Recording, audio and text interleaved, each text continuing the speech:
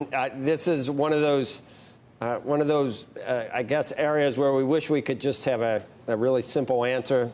This is how it's going to be. This is not how it's going to be.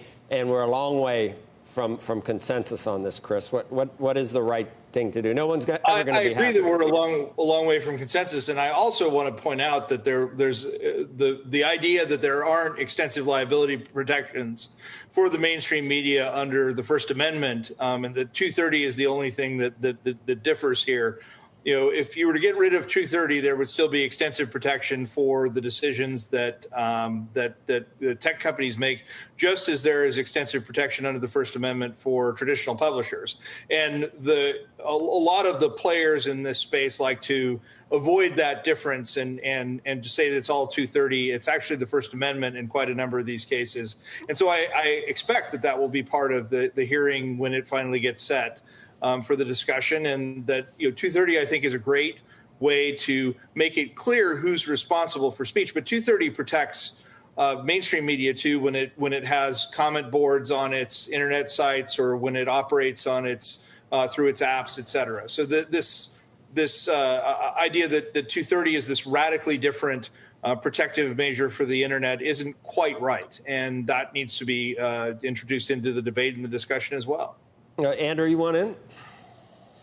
Chris, the thing that I don't understand about this, and I was trying to get at with Senator Cotton this morning, is if in fact you were to remove 230 and that liability protection, I would imagine the ultimate answer would actually be more censorship, not less.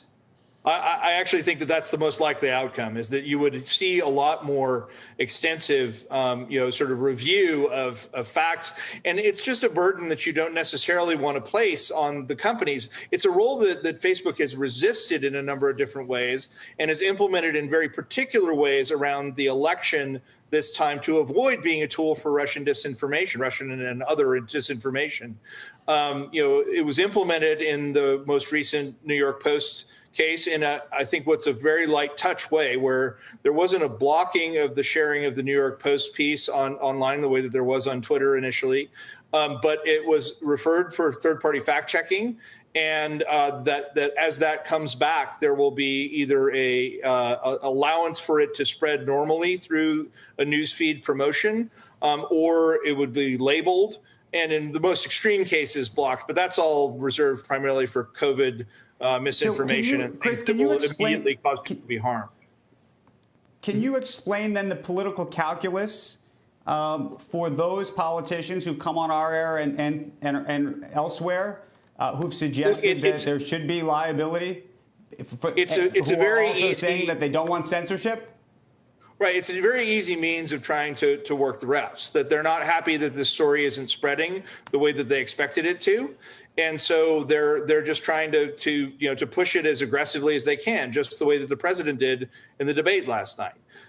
They're trying to get it out through any means necessary. And I guess I understand that from a political perspective. But when you're trying to run a platform that plays things down the middle as much as it can, and that has set forth a number of standards around these things, and particularly close to an election, and when Facebook was essentially being accused in 2016 of being a tool of Russian disinformation, the company hears that and wants to say that's not a goal of ours. Our goal is to spread good information and to allow people to state, to have a voice, a variety of perspectives on everything. But an opinion should be robust and wide open. But we do have standards at the end of the day around facts.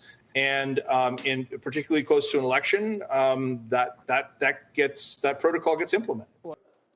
Shepard Smith here. Thanks for watching CNBC on YouTube.